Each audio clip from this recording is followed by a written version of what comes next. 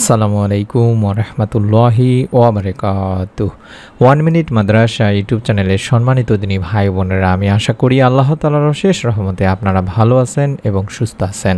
আলহামদুলিল্লাহ। আগামীকাল সোমবার, পবিত্রতম একটি দিন, পবিত্র শাওয়াল মাসের রোজা রাখবেন অবশ্যই, ইনশাআল্লাহ চেষ্টা করবেন। রোজা রেখে আসরের নামাজ আদায় করার পর থেকে ইফতারের আগ পর্যন্ত একটি ছোট্ট দোয়া মাত্র 11 বার পাঠ করবেন। আল্লাহ তাআলা চাহে তো আপনার দোয়ার সাথে সাথেই কবুল হয়ে যাবে, এর ফল আপনি সঙ্গে সঙ্গে পাবেন, মনের নেক আশাগুলো পূরণ হয়ে যাবে। এটি একটি পরীক্ষিত আমল, অর্থাৎ কবুল হওয়া আমল। আশা করছি আপনি যদি নিয়ম মেনে মনের মধ্যে শতভাগ বিশ্বাস নিয়ে আমলটি করেন, রব্বুল আলামিন আপনারা মনের নেক আশা ইনশাআল্লাহ পূরণ করেই দেবেন। তাই অনুরোধ করছি, ভিডিওটি না টেনে মনটিকে নরম করে অন্তত আমলের উদ্দেশ্যে ভিডিওটি সম্পূর্ণ দেখতে থাকুন। আজ সোমবারের দিনে কিংবা রাতে যদি আমলটি করেন, তাহলেও আল্লাহ তাআলা আপনার মনের নেক আশাগুলো পূরণ করে দেবেন। সকল দোয়া কবুল হবে ইনশাআল্লাহ। কারণ সাপ্তাহিক আমল পেশ করা হয় সোমবার, বৃহস্পতিবারে। হাদিসে এসেছে এই দুই দিন আল্লাহ রাসূল সাল্লাল্লাহু আলাইহি ওয়াসাল্লাম রোজা রাখতেন।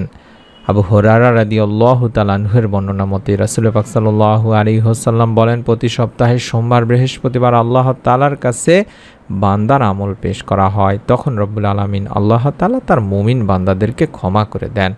আমরা জানি যে ফরজ ও ওয়াজিব রোজা ছাড়া অন্যান্য যে রোজাগুলো রাখা হয় সেগুলোকে মূলত নফল রোজা বলা হয়। এই নফল রোজা মানে হলো অতিরিক্ত, ফরজ বা ওয়াজিব নয়। মূলত এই নফল রোজা আবার দুই প্রকারের হয়ে থাকে দিনী ভাই বোনেরা।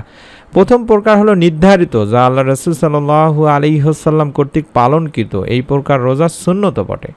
আবার দ্বিতীয় প্রকার হলো অনির্ধারিত, এগুলো মুস্তাহাব। এই উভয় প্রকার রোজাকে সাধারণভাবে আমরা নফল রোজা বলে থাকি। তবে যেটা রাসূল সাল্লাল্লাহু আলাইহি ওয়াসাল্লাম কর্তৃক পালনকৃত এই রোজাগুলোকে যেহেতু সুন্নত রোজা বলা হয়, সেহেতু আমরা চেষ্টা করব অবশ্যই এই শাওয়াল মাসের 6টি রোজা রাখার।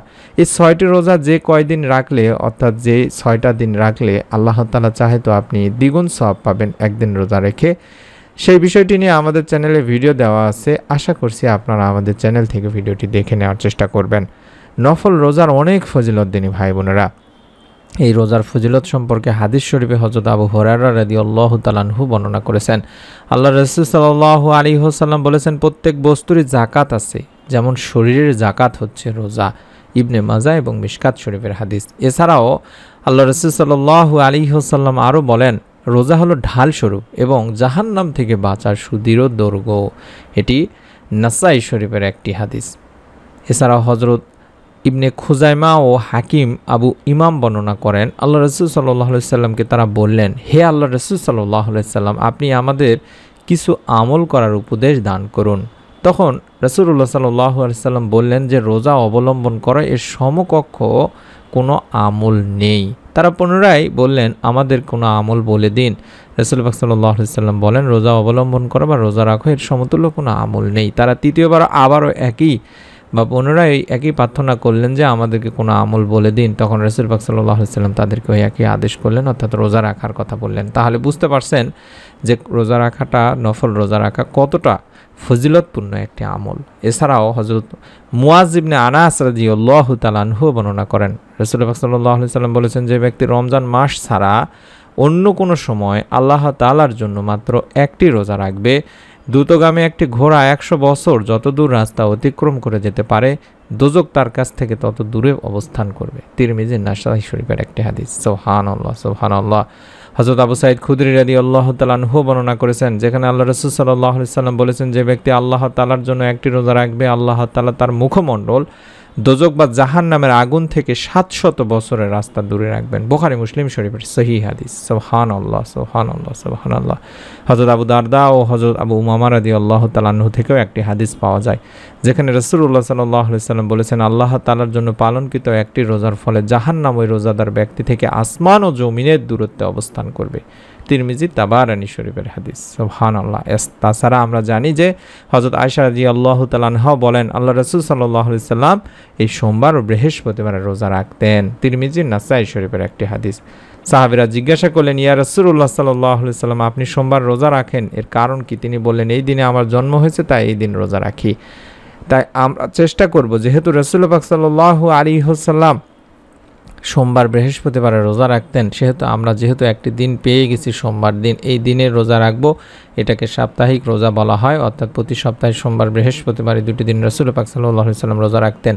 আমরা এই রোজার নিয়তটি করব এবং পাশাপাশি শাওয়াল মাসের রোজারও একটি নিয়ত করব। তাহলে আশা করা যায় রব্বুল আলামিন আল্লাহ তাআলা আমাদেরকে এক রোজার বিনিময়ে দ্বিগুণ সওয়াব দান করতে পারেন। এবং যেহেতু শাওয়াল মাসের রোজার অনেক ফজিলত দিনী ভাই বোনেরা, এই শাওয়াল মাসের রোজার ফজিলত বিশুদ্ধ হাদিস দ্বারা প্রমাণিত, কোনো জাল হাদিস নাই।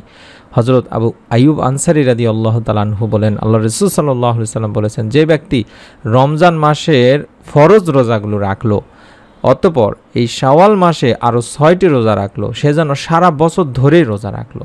সহিহ মুসলিম শরীফের 1164 নম্বর সহিহ একটি হাদিস। সুবহানাল্লাহ, সুবহানাল্লাহ।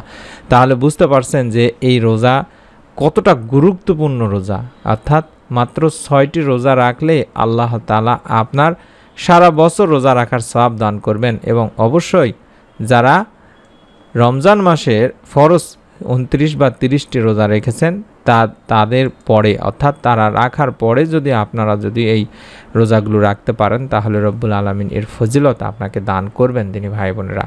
আমি আশা করছি আপনারা অবশ্যই এই 6টি রোজা রাখার চেষ্টা করবেন এবং যদি সম্ভব হয় অবশ্যই সোমবার বৃহস্পতিবার দিনগুলোতে দেখে রাখার চেষ্টা করবেন এবং প্রত্যেক আরবি চন্দ্র মাসে আইয়ামে বীজের 13, 14, 15 তারিখের রোজাগুলো রাখার চেষ্টা করবেন। অর্থাৎ এই রোজাগুলোর মধ্যেও আপনি রাখতে পারলে আল্লাহ তাআলা চাহে তো আপনার দ্বিগুণ সওয়াব দান করবেন। রমজান মাসের 10 গুণ, অর্থাৎ এই একটা হাদিস পাওয়া যায় যেখানে এই বিষয়ে কোরআনেও বলা হয়েছে যে আল্লাহ রাব্বুল আলামিন বলেন, কেউ যদি কোনো নেক আমল করে তাহলে তার 10 গুণ সওয়াব প্রদান করা হবে পবিত্র রমজান মাসে। তাহলে বুঝতে পারছেন যে কোরআনুল কারিমে এবং হাদিসে এমনটি বলা হয়েছে। এবং এই রমজানের 1 মাসের 10 গুণ হচ্ছে আপনার 10 মাস। আর আপনারা শাওয়াল মাসের যে 6 দিন রোজা রাখবেন, এই 6 দিনের 10 গুণ হলো 60 দিন, অর্থাৎ 2 মাস। তাহলে 10 মাস আর 2 মাস অর্থাৎ 12 মাস, অর্থাৎ 36টি রোজায় আমরা সারা বছর রোজা রাখার সওয়াব পাবো। অর্থাৎ রমজান মাসের 30টি এবং এই মাসের 6টি, অর্থাৎ এই 36টি রোজার বিনিময়ে আল্লাহ তাআলা আমাদেরকে সারা মাস রোজা রাখার সওয়াব দান করবেন। তবে এরকম সত্য থাকলেও শরীয়তসম্মত কারণে রমজানের পূর্ণ মাস রোজা রাখেননি এমন লোকদের শাওয়াল মাসের 6 রোজা রাখতে মানা নেই, বরং সেক্ষেত্রে নফল রোজার সীমাহীন নেকি তিনি পাবেন, তাতে কোনো সন্দেহ নেই। চেষ্টা করবেন তিনি ভাই বোনেরা, অবশ্যই 6টি রোজা যে কোনো সময় হলেও রাখার চেষ্টা করবেন। আজ সোমবার, অবশ্যই আমি অনুরোধ করছি রোজা রেখে কম করে হলেও বেশি করে দরুদ পাঠ করবেন। যখনই ভিডিওটি দেখছেন সোমবার দিনে বা রাতে, তখনই আমলটি করার চেষ্টা করবেন। তবে বিশেষ করে আসরের নামাজ আদায় করার পরে কম করে হলেও 11 বার আপনারা দরুদ পাঠ করে নেবেন। যে কোনো দরুদ আপনি পড়তে পারেন। দরুদের অনেক ফজিলত রয়েছে তিনি ভাই বোনেরা। এমনও বলা হয়েছে যে দরুদবিহীন দোয়া আল্লাহ তাআলার কাছে পৌঁছাবেই না। আসারা আনাস ইবনে মালিক রাদিয়াল্লাহু তাআলা আনহু থেকে বর্ণনা করা হয়েছে, আল্লাহ রাসূল সাল্লাল্লাহু আলাইহি ওয়াসাল্লাম বলেছেন, যে ব্যক্তি আমার উপর মাত্র 1 বার দরুদ পড়বে, আল্লাহ তাআলা তার উপর 10 বার রহমত নাজিল করবেন এবং তার 10টি গুনাহকে মিটিয়ে দেবেন এবং তার জন্য 10টি মর্যাদা উন্নীত করবেন। সুবহানাল্লাহ। তাছাড়া দরুদ পাঠকারীর জন্য যেহেতু ফেরেশতারা দোয়া করেন, তাই আমরা দরুদ বেশি করে পড়ব। আমির বিন রাবিয়া রাদিয়াল্লাহু তাআলা আনহু থেকে হাদিসটি বলা হয়েছে, যেখানে নবী করিম সাল্লাল্লাহু আলাইহি ওয়াসাল্লাম বলেছেন, যখন কোনো মুসলিম আমার প্রতি দরুদ পাঠ করে এবং যতক্ষণ সে আমার প্রতি দরুদ পাঠরত থাকে, ততক্ষণ ফেরেশতারা তার জন্য দোয়া করতে থাকেন। অতএব বান্দা চাইলে এর পরিমাণ বা দরুদ পাঠের পরিমাণ বাড়াতেও পারে, কমাতেও পারে। তাই আমরা চেষ্টা করব বেশি করে দরুদ পাঠ করার, রোজা রেখে কম করে হলো আল্লাহুম্মা সাল্লি ওয়া সাল্লিম আলা নাবিয়িনা মুহাম্মদ, অথবা আপনারা দরুদে ইব্রাহিম যেটা আছে সেটা অন্তত 11 বার আগে পড়ে নেবেন মনের নেক আশা পূরণের পরীক্ষিত দোয়াটি পড়ার আগে। আল্লাহুম্মা সাল্লি ওয়া সাল্লিম আলা নাবিয়িনা মুহাম্মদ, আল্লাহুম্মা সাল্লি ওয়া সাল্লিম আলা নাবিয়িনা মুহাম্মদ, এভাবে অন্তত 11 বার পড়ে নেবেন। অথবা সাল্লাল্লাহু আলাইহি ওয়াসাল্লাম এভাবেও পড়ে নিতে পারেন। তারপরে মনের নেক আশা পূরণের পরীক্ষিত এই দোয়াটি কম করে হলেও 3 বার পাঠ করবেন। আল্লাহ তাআলা বলেন, নিশ্চয়ই মানুষকে আমি সৃষ্টি করেছি অস্থির করে, যখন তাকে কোনো বিপদ স্পর্শ করে তখন সে হয়ে পড়ে অতিমাত্রায় উৎকণ্ঠিত। তাই আল্লাহর রহমত থেকে নিরাশ হওয়া যাবে না, সর্বাবস্থায় আল্লাহকে স্মরণ করতে হবে। আমাদের মনে রাখতে হবে আল্লাহর দয়া অনুগ্রহের চাদর সব সময় আমাদের আবৃত করে রাখেন। বান্দার যে সময় যেটা প্রয়োজন ও কল্যাণ করা হয় তখনই আল্লাহ তাআলা সেটা বান্দাকে দান করে থাকেন। তবে তার জন্য আল্লাহ তাআলার কাছে অবশ্যই চাইতে হবে বেশি বেশি করে। আল্লাহ তাআলা নিজেও বলেন, যদি তোমাদের উপর আল্লাহর অনুগ্রহ তার দয়া না থাকতো তাহলে তোমরা ধ্বংস হয়ে যেতে। আর নিশ্চয়ই আল্লাহ অধিক তওবা গ্রহণকারী প্রজ্ঞাময়।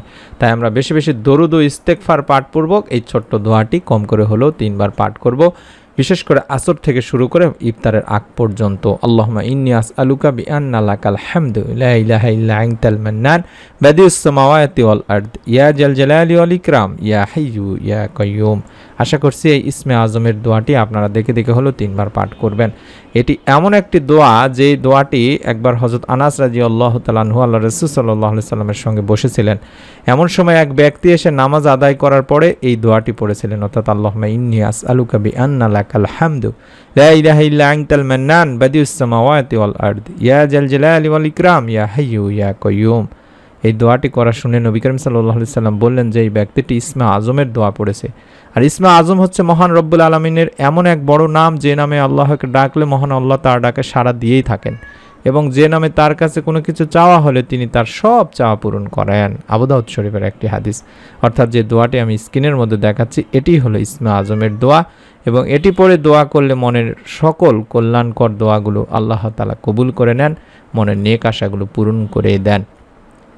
বান্দার দোয়া আল্লাহ কখনোই ফিরিয়ে দেন না, এটা আপনার মনের মধ্যে বিশ্বাস করে রাখতে হবে যে দোয়া কবুলের 3টি পদ্ধতি আছে, বা দোয়া কবুলের অবস্থা 3টি।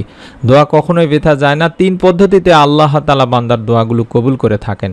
যখন কোনো মুমিন ব্যক্তির দোয়ায় কোনো পাপ থাকে না, আত্মীয় স্বজনের সাথে সম্পর্ক ছিন্ন করার কোনো বিষয় থাকে না, তখন আল্লাহ তাআলা তার দোয়াগুলো 3টি পদ্ধতি যে কোনো একটি পদ্ধতিতে কবুল করে থাকেন। আর সেই 3টি পদ্ধতি আমি দেখাই দিচ্ছি।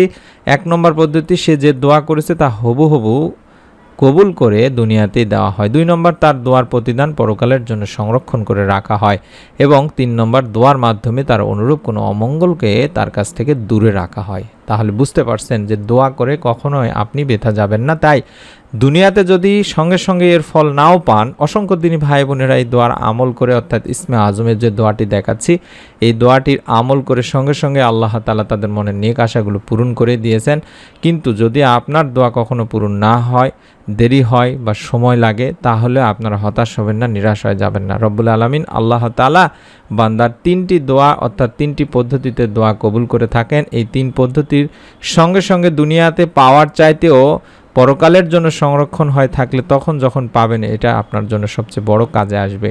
এবং এর মাধ্যমে যদি আল্লাহ তাআলা আপনার কোনো অমঙ্গল দুর্ঘটনা, অনাকাঙ্ক্ষিত দুর্ঘটনা থেকেও যদি রক্ষা করে, এটা আপনার জন্য অনেক বড় একটি পাওয়া। তাই অনুরোধ করছি, দোয়া করে ফল না পেলে হতাশ হবেন না, আরও বেশি বেশি করে আমলগুলো করার চেষ্টা করবেন। যেহেতু এগুলো পরীক্ষিত আমলের ভিডিও, আশা করছি আপনারা মনের মধ্যে একটি বিশ্বাস নিয়ে আমলটি করবেন, নিয়ত করে আমলটি করবেন। নিয়ত করার জন্য অন্তত একটি সাক্ষী রাখুন, ভিডিওটিতে একটি করে লাইক দিয়ে কমেন্ট অন্তত আমিন লেখার মাধ্যমে, বা আমি নিয়ত করলাম আমলটি করার জন্য, এভাবে কমেন্ট করে নিয়ত করে সাক্ষী রাখুন। এবং পরবর্তী এরকম নতুন আমলের ভিডিওগুলো যাতে আপনি আপনার মোবাইলে পেয়ে যান, মিস না করে ফেলেন, তার জন্য অবশ্যই চ্যানেলটির সঙ্গে থাকার অনুরোধ করছি। সকলে ভালো থাকুন, সুস্থ থাকুন। আমরা দোয়া করি যারা আমলটি করবেন, নিয়ত করেছেন, রব্বুল আলামিন আল্লাহ তাআলা তাদেরকে দুনিয়া আখিরাতের ফল দান করুন। আমিন।